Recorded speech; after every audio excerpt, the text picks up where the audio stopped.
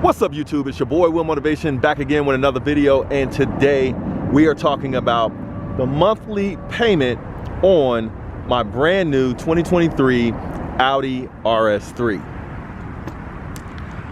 All right, so one of the things that I like to do in my monthly payment videos, well, before I even get to that, one of the things I like to do on YouTube is share monthly payment videos on some of the cars that I own, because I like to think that I own a few cool cars.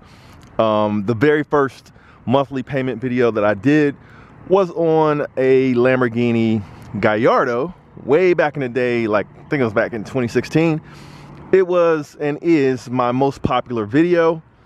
So every time I got a new car, which is actually quite frequently, I like to do a monthly payment video just to give people an idea of the cost of ownership on some of the vehicles that I own, and also to go into what it takes to afford these types of vehicles, what it takes to finance these type of vehicles, and what goes into those monthly payments. So we're gonna get right into it, but first wanted to do a walk around. This is my 2023 Audi RS3 in Camora Gray.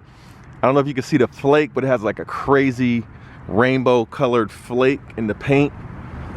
Not sure if you can see it, but if you see it in the sun, it's pretty spectacular.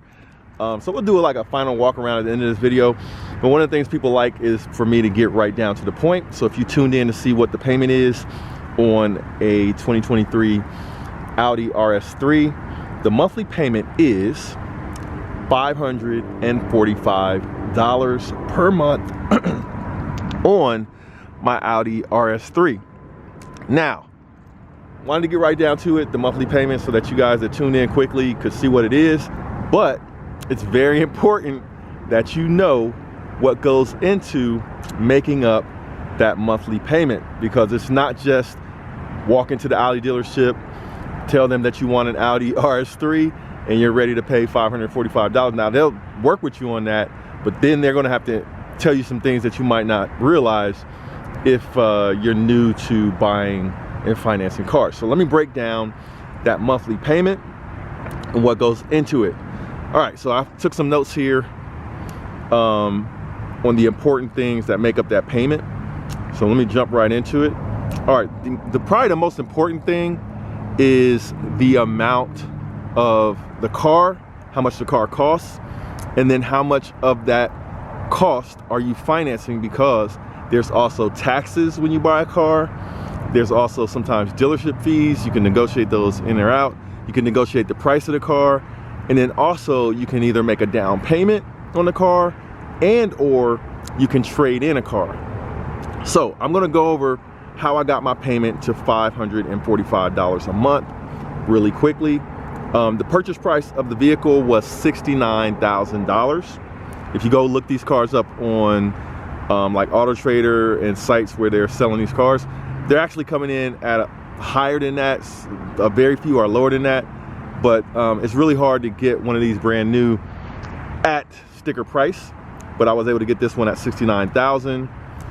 My interest rate was 7%, which is crazy high. I'm sorry, that wasn't my interest rate, that was my sales tax rate. So you got sales tax. Sales tax, depending on where you live, is going to be a different percentage rate. So you got to add that onto the purchase price of the car. So that was 7% for me. And then down payment and trade-in. So I actually did both. I had a black Audi RS3 2022 that I traded in. So I have some equity in that. And then I also put down a down payment that equaled $40,000 of that amount. So I ended up financing $33,830 of that, which includes the tax and the balance of the car, with a 5% interest rate over 72 months. So the term of the loan that you get on the car actually determines a big part of how much you're going to end up paying every month. And then that ended up being $545 per month for an Audi RS3. So if I went over those numbers a little bit fast for you, the important thing is the cost of the car How much, so, you got that to start with, right? Taxes on top of that, where you live, subtract your, any down payment or money you want to put down, subtract any trade-in value of your car, like whatever the balance of the value of your car is, you subtract that as well. And then the length of the term of the loan. So this one I did for 6 years, 72 months. You could do 5 years, you could do 3 years, whatever. It's going to raise the rate, or not raise the rate, raise the monthly payment amount if you go a shorter length of your loan, or it can go up, or it can go down if you lengthen the term of your loan, or basically how long you are willing to pay. So those are the main considerations for financing a vehicle, not just this Audi RS3. But somebody asked me, because I just recently did a monthly payment video on my BMW M4 2024. If you haven't seen that video, I'll put a link in the description of this video as well. But somebody asked me, hey, did you do a monthly payment video on your Audi RS3? And I was like, nah, I didn't do that, but maybe I should do that and give folks some numbers on what you can expect to pay with those terms. Now, me, in this case, I'm making a video for learning purposes because I actually already paid the car off, but start out with that monthly payment, and that's what it looked like. But usually what I do when I buy a car, wow, look at that. It's like a little propeller plane, a little tiny plane. That's kind of cool. But what I like to do when I buy my car, so this is where, like, if you wanted to see what the monthly payment was and that kind of thing, cool, now you got that. But this is the part of the video where I try to like share a little bit of knowledge and a little bit of strategies, and at least things that I do when I buy a car, because I love buying cars. I actually got another car on my radar. If you guys can guess what that is, buddy, woo, I gotta give away a good prize for that. But anyway, what I like to do is when I buy a car and I have a lot going on with my businesses, financing some, I'm a real estate investor.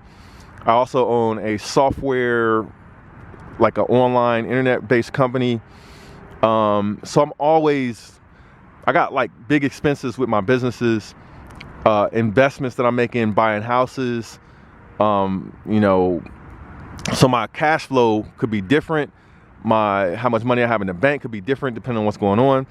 So a lot of times when I'm buying a car, I know I want the car, and I know I have the money for the car, and I have the income for the car and all that kind of stuff. So I'll finance it in the beginning as long as there's no prepayment penalty. And then that gives me a little bit of time to figure out how I want to move my money around to pay for the actual car. So the financing for me is just like a temporary thing. The dealership sometimes likes that because they might make a little bit of money off the financing, depending on how long I keep it, financed. But usually I'll finance it for a couple of months, usually three to 6 months max. And then I will pay the loan off because I'll have organized my finances to be able to do that to where it makes the most sense for me. But when I find a car and I get a good price on a car, I'll go ahead and pull the trigger, put a down payment down, or a little deposit on it to hold it. Then I'll work out the financing because that's usually quicker, and then go pick up the car and then pay the financing off, like I said, after I figure out where I want to pull the money from. So that's a lot of times, when I'm financing a car, that's what I do. Now, there's other situations. This is a huge one. There's other situations where the car may cost a lot more money than you want to pay off.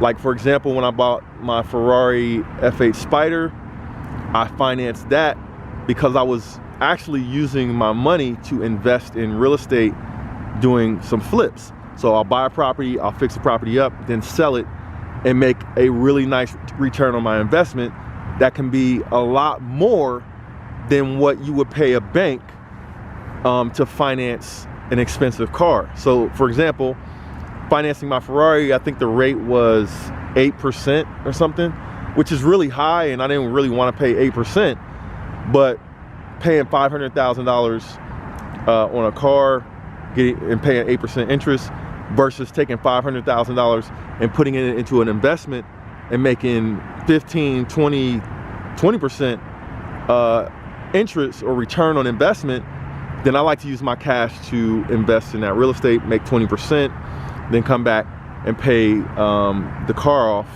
after I've made my money on a flip that might even only take 3 to 6 months, whereas that interest rate on the car might be an annual interest rate, so it's 12 months. So you're still even paying less when you pay the car off before that 12 months because you're paying less interest, paying it off early. So those are some of the things that I like to do when I'm financing vehicles, that kind of thing. Now, if you're like, well, I'm not even in the stratosphere to be able to afford a car like that, how do I even get into a position to afford a car like that? And I'm gonna try to make it quick, man. There's a lot of different things that you can do to afford a really nice car, to afford a nice house, to be able to live, take care of your family, and live good. There's a lot of different things you can do.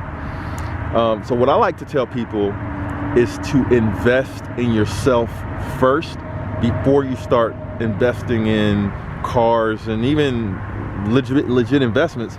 Invest in yourself first. And what do I mean by that?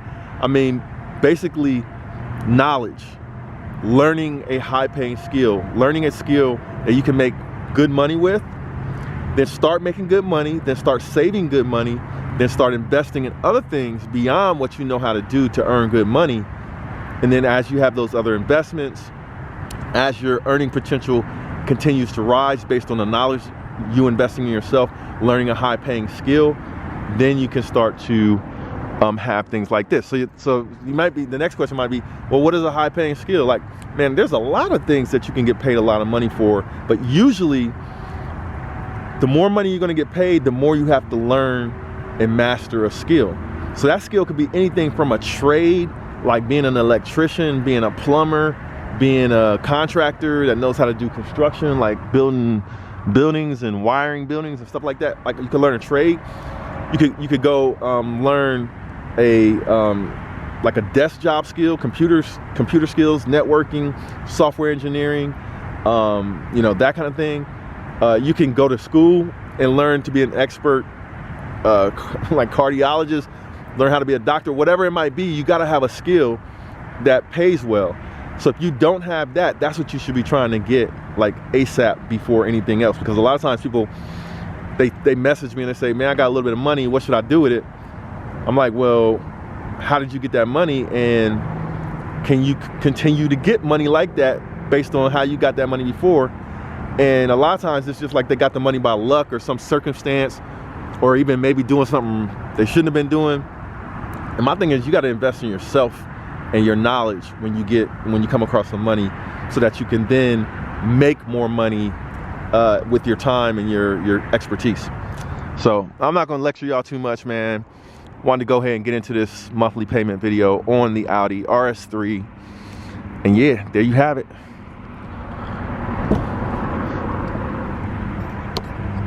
Oh yeah, you want to see the interior? There it is. Interior's sick. Crazy.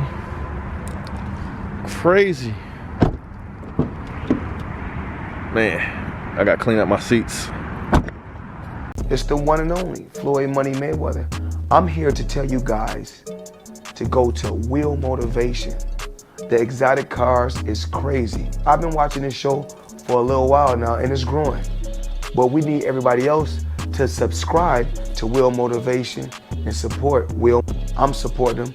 You do the same.